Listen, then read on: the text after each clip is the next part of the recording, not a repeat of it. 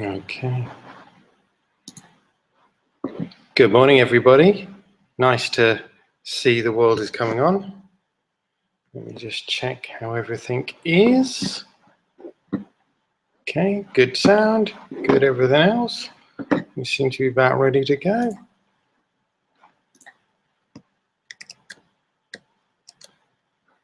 Okay.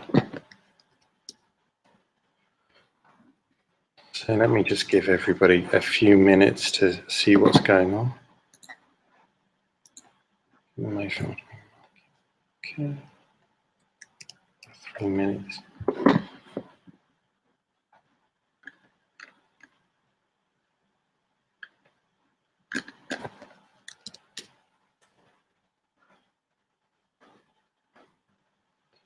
Okay.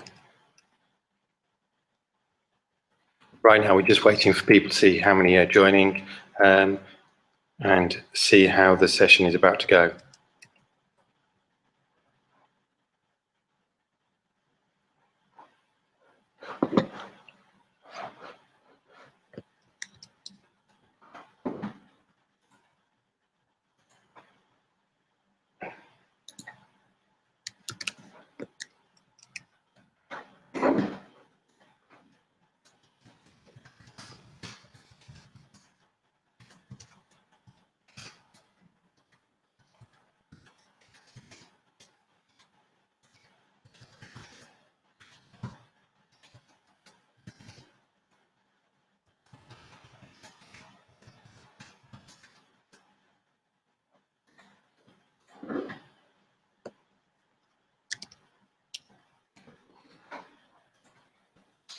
Welcome to this morning's session. I don't know where you are at the moment. A lot of people in America probably evening, but in Kuala Lumpur, it's just before dawn. I'm looking outside my window and I can see the light just starting to come through. So it's going to be a really exciting session, and I'm looking forward to people as you start to tune in.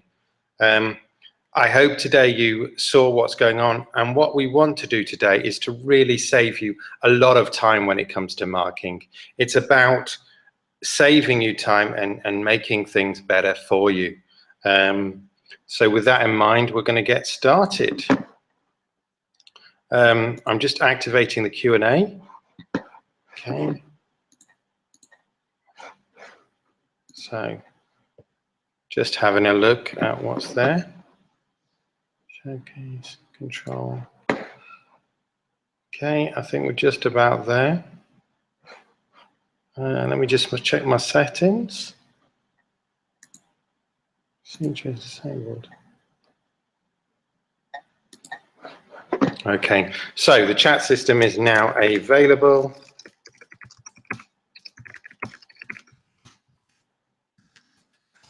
So please, so we're about ready to get started. Please jump in, jump out as you feel like it, and we'll see how it goes. What I think is quite interesting is the ability on Google Hangouts for us just to move across from one section to another very, very easily. So we can screen grab anything we like. Automated marking is about making that marking process much simpler. And I always like to begin with an example. And in this example, we have Mr. A, that's me, typing away, setting up the marking, setting up the assessment. Then I teach. Then obviously I get some time off. I get to enjoy myself. I get to relax. And in this case, I actually got 100% pass rate for my course. That's Mr. A. Mr. B obviously enjoyed watching the football before his lessons. Then he taught his lessons without thinking about it too much.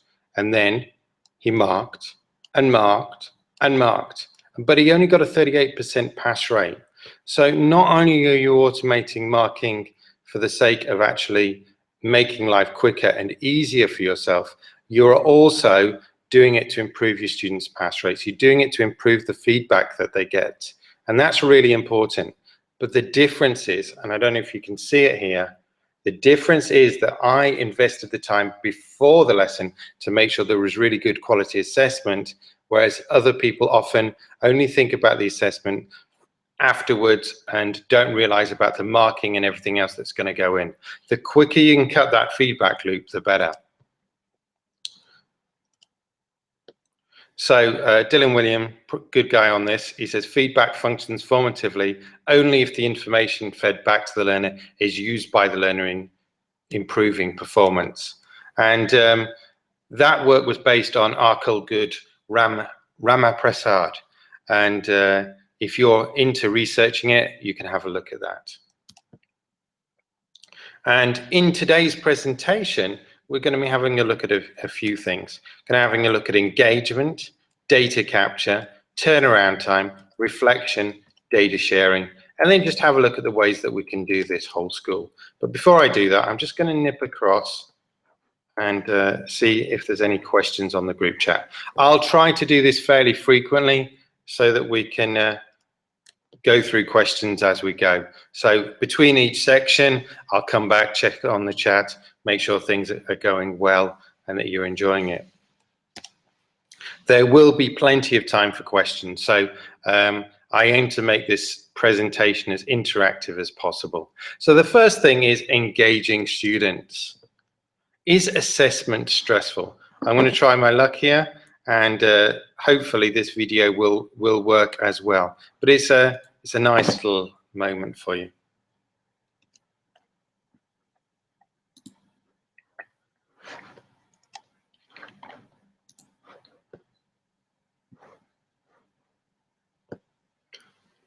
Okay, I'm just checking. Yeah.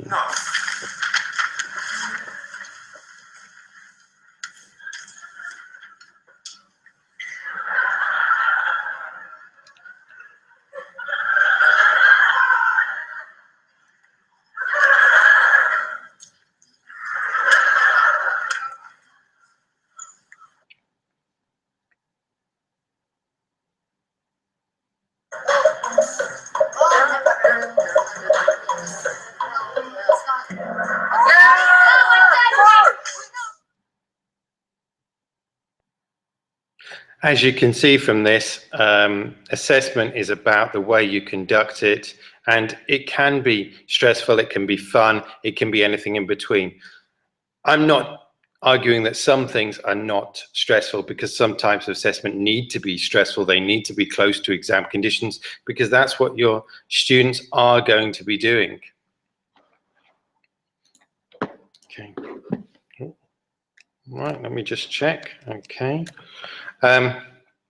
So what we're going to be doing here is choosing a quizzing system, and this particular document I will share in the chat room later, but it just shows you the vast variety you've got. You've got things like Edpuzzle, which allow you to take a YouTube video and put questions to it. You've got Go Formative, which allows you to actually draw pictures. You've got diagnostic questions, which is a little bit based around the UK curriculum, and it's got premium options, but it allows you to have a look and take a big bank of questions. You've got the big one, which is Google Forms, and we'll have a play with that shortly. Quizlet, which has introduced team games now, which is a real good innovation. Kahoot, which is my students' absolute favorite for competition. The only problem with Kahoot is often that they don't take it as seriously as other forms of formative assessment. And also Quizzes, which is very similar in some ways, but has a few advantages, which makes it quite an interesting alternative. And the granddaddy, Socrative. So let's play starter or plenary. What's the low tech option? What's the lowest tech option you can have? Well, you can use fingers, mini whiteboards. All of those are still going to get you really good formative assessment. You probably won't get the data in that you might like, but you as a teacher will see how students are feeling about things. You will have a rough idea how those students responded. And I know plenty of teachers that just make a quick note in the notebook as to how many students got it right, rough feelings, the majority of the class. It's certainly far more effective than just one-to-one questioning. Medium tech. In the middle, we have Plickers, which allows you to see from a class what's going. Only the teacher needs a device for this. You do need to print out your question forms for your class, but what's great is the students don't need a device each, and it gets rid of those multiple poll questions. High tech, we've got Kahoot, quizzes, quite a few others, but for a play game, starter or plenary, Kahoot is a really good one. What I do find with Kahoot is I prefer to use it for a plenary, because sometimes after you used it for a starter, you've got all that excitement, and then the kids have to go into another task, and that transition can be a little bit difficult. So here's an example. You can have a look at whole class feedback, and if I was doing this live with you, I could do A, B, C, D. Got low tech, medium tech, and go through it. Self-paced. Edpuzzle's nice because what it allows you to do is go through a video. Students can answer the questions at their own pace, and you can choose to give more feedback or less feedback, collect the data from the students. Okay, you can have a go at this. The link is here. Just to have a look at that Edpuzzle. I'm just going to go back now and see if we've got any questions. I'm just going to ask any questions so far. Just give you a minute or two. I know I've got a few viewers up here already, so I'll have a check. Okay. So the one thing I need to do is share this link with you so that you can either come back to it later, have a go at it. Okay. So, nice thing about Hangout is we can take our time, go through things. I can share links along the way, and I will share a version of this PowerPoint later. So, capturing data from students. This is probably the most important thing that's going on. We have video or picture capture. So one of the great things that we now have is we can get away from the fact that evidence needs to be captured and worried about and put in, particularly if you've got young learners. You can go around there with your phone, you can capture that evidence, you can put it straight into Google Photos without any issues whatsoever. And the brilliant thing about Google Photos is that you can do this without worrying about anything. You can record everything, but you can keep it private to yourself. You can share evidence with parents. And as I say, it automatically collates, and it does try to allow you to search it. The thing is, the more you record, the more evidence you've got. And maybe a few months later, you've forgotten what went on in some event. If you're well organized, you can tag things. But if you're not well organized, you've captured the information. You just have to go searching for it. And often when you look at dates and things, you do it. One of my friends is actually does a very simple thing. At the beginning of the day, all she does is hits a photo of the exercise or the slide or whatever it is she's doing. So she's automatically got that. So she's got a rough idea what's going on that day. So the first photo she captures is kind of the slide for the day of what they're doing. And that can be real quick, takes very little effort, and you'll be surprised how much it can capture. And also the lovely thing is that Google Photos is now getting to a point where it can capture person by person. So you can actually look through that student and see their progress quite readily, which is brilliant.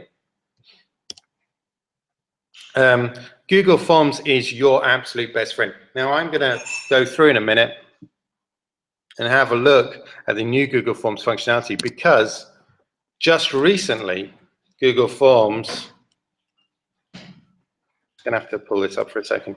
Just recently, Google Forms introduced a new function. I'm going to go into my drive just to do this. It'll be quicker this way. So I'm just going to go to New and create a Google Form.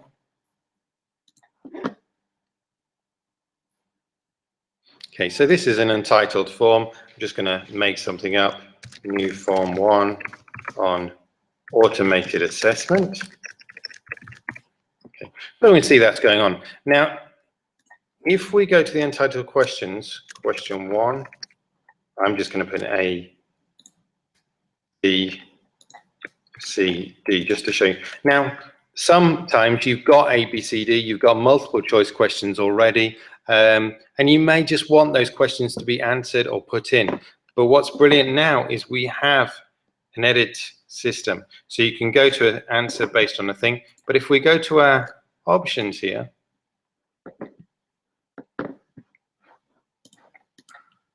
settings, presentation, we can go to quizzes, and in quizzes, make it a quiz. You have a choice now, so long as it's within your domain. And if you have an edu domain, then you can actually collect their submission. If you haven't got that, you need to make sure that a login is required. So immediately after each submission. The advantages of this one is that the kid gets the answer back straight away. The disadvantage is students can look at each other's answers. So I actually often prefer to do the later after manual review, just to make sure everything's okay. Good for students to see missed questions, correct answers, and point values. So let's try that now. For this one, it'll be immediately after each submission. Okay, so I've got my multiple choice. Now I click on the answer key, click on B, and I can even add answer feedback. So for the correct answers and in the correct answers. This used to take a lot more effort with Flubroo. I think the way that Google have done it, they made it very simple. There's still a few bits of functionality which Flubroo has, which isn't available here. This makes life a lot easier, a lot quicker, and because it's built in, it makes things very simple to go through. So incorrect answer, I'm just going to put you got it wrong, but it enables the students to work out correct answer. You can put well done, something like that, just so students know what's going straight on. I can allocate points here, go for the classic 10 points, and the next question moves on. Remember, these might take a few minutes to set up each one, but once you've done it, you can make copies of it. That piece of assessment is done and is ready. Quickly check questions so far. So here we go, the questions so far. Okay, I'll give you just a minute or two just in case you've got anything on. The Q&A is going. Okay, so far so good. Feel free to put your questions in as you go. I'll be regularly checking, and I'll just slip back into the presentation. So Google Forms is your best friend. And as we've just seen from that new functionality, Google Forms does quizzes without any add-ons now. I still think, don't think you've got any other options. There are plenty of add-ons which will help you with this, but the fact it's now hard-baked straight in will make life a lot quicker. Now, for me, the key thing about automating is not only that it saves you a lot of marking time and improves results, that turnaround time is incredibly important because students sharing that turnaround time is incredibly important. So low tech, what's the low tech way of getting that rubrics and answer keys? Well, ultimately you photocopy it. We'll still give students a copy of rubrics, still make that assessment quicker. Medium tech, using spreadsheets that will calculate results. When I have traditional exams to mark, I will still put every question into a spreadsheet because that tells me question by question what the student has done well, what they haven't done well. And there's another advantage to that. But the high-tech route is to use Flubroo to mark or Google Docs to peer assess. Those things really make a difference. There are add-ons, but I've found that the rubric add-ons don't really add much value for me. Some people absolutely swear by Doctopus and some other things, and that's brilliant if you want to use it. I found the value it adds is limited for me personally, but then maybe it's the type of subjects I teach. As I said, with the new Google Forms, we probably won't need Flubroo so much, but it does provide more data than the standard built-in. But the other key thing here is reflection. You know, DIRT is dedicated improvement and reflection time. If students have been given feedback, give them time or action to improve their assignments. And in this very low-tech way, you can codify the marking. This is a business assignment that's been marked, and it's showing the levels, and it's showing what's going on.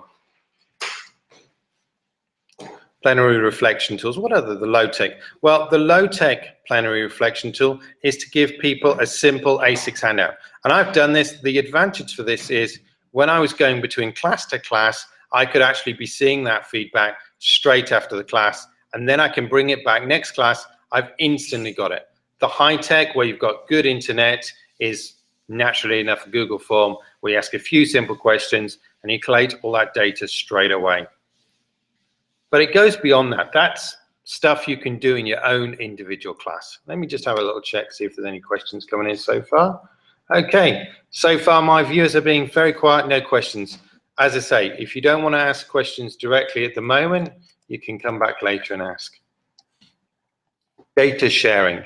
So, you know, everything we've done so far is of great benefit to the individual teacher, but the real benefit to this is sharing between teachers. Quizzes creation can be distributed. You don't have to create all the quizzes. You can share it in your department. You can share the workload with each other. That means that you get standardized quizzes across all classes. And that's really important in larger schools because, you know, you want to know that the teaching, the quality of the teaching is standardized. I hate to quote Ofsted, which is the UK thing. They are looking for that kind of standardization in a big way. That's what gets out standard for schools, is that not only is the standards there, the standards are across all classrooms. So quiz creation can be standardized. And that means that you can see what's going on. I've made this figure up, don't worry. Class D didn't really get 1.2 and Class A 8.2. I made those figures up. But you can see that across classes, you can see what's going on quite quickly. Normally, the figures wouldn't be as dramatic as this, but what you sometimes find is the odd question here and the odd question. But it gives you that department overview. And if you're head of department, you need to see that overview. Results are accessible, highlights issued, and action can be taken. You know, it might be that one question, perhaps the teacher hasn't got around to teaching it yet, perhaps there's something small going on, or perhaps the students didn't quite get one little bit. But you can do it before it becomes a big drama. You can sort those issues out, see what's going. And you can go further than that. You can go all the way to whole school. You can give all students a voice, and that's really important. You know, low tech, you know, you've got 5 fingers, there is an automated system. You can ask for feed up, put it on the board, send the sheet of paper to the office. Medium tech, teacher types in the feedback on Google Sheets. And then, of course, the high tech is pupil fills in Google Form, remembers you can use pictures for younger children. And I think pictures are really important for the younger children because below the age they're comfortable taking in that option, it's important. Marking an entire school's work at once. If you use Google Sheets, an awesome table is possible to mark all of that work in under 60 seconds. But you have to consider the Wi-Fi. If your Wi-Fi can handle it, doing it in the main hall with personal devices, I'd recommend piloting that to see what's going on. Low risk assessment. Do it in individual classrooms. Consider half of the class doing it at a time if Wi-Fi is a little underpowered. And of course, if the Wi-Fi is underpowered, taking it in turns in the ICT lab will gain you great feedback, but it will allow you to gain that feedback quite efficiently. Split your entries down to about 200 entries per spreadsheet. If you want high speed, I've found that above 200, you are pushing the system for your users. Code up the spreadsheets, create a form, create spreadsheets, and use formula to mark it. I'd love to see how the new Google Forms marks it, and I'll give it a go. Up till now, I've found that Fluebrew is too slow for this, so I've had to use formulae. Interesting to see how powerful the Google Forms is. I haven't used it with large classes to see, but it'd be interesting to see how that works.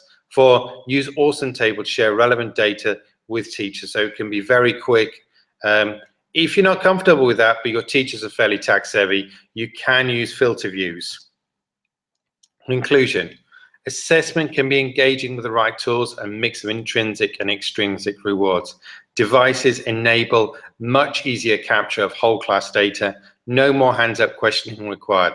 Turnaround time can be reduced to near real time with the use of the right tools. Reflection can also be captured and shared. Departments can work more cooperatively to share workload. Schools can capture every student opinion and work on whole class projects. I'm going to stop sharing my thing at this point. I just want to see what everybody thinks so far. So Do you have any ideas?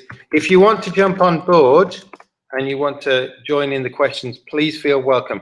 You can either use the chat function to the right, or you can actually join in directly into the questions. If you're not sure how to do that, please ask me. It's been a fairly short presentation. I didn't realize when there's nobody else, when you're producing live, how quickly these things tend to go.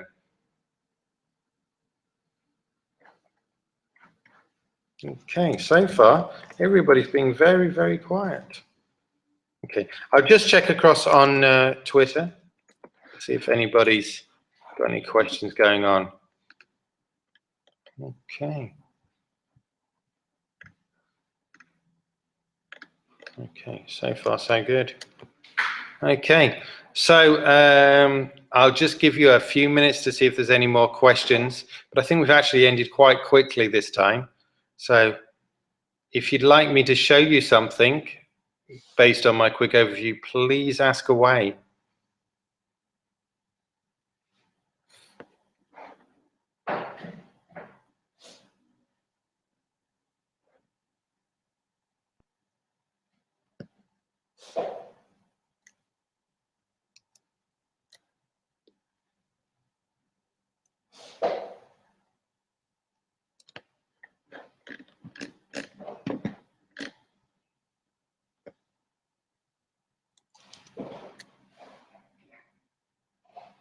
Okay, thank you so much for listening. Really appreciate it.